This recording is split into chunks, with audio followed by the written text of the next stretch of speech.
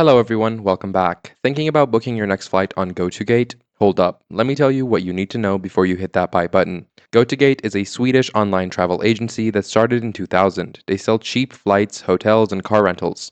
The prices look amazing, sometimes hundreds of dollars less than booking directly with airlines. Sounds perfect, right? Well, not so fast. Gotogate can save you serious money. We're talking $200 or more on some flights. The booking process is pretty straightforward. If everything goes smoothly, you'll get your ticket and fly without problems. Some people use them multiple times with no issues. Here's where things get rough. The Better Business Bureau gives them an F rating, customer reviews are brutal, and people complain about hidden fees that pop up at checkout. Prices jump up during the booking process because of the so-called increased demand.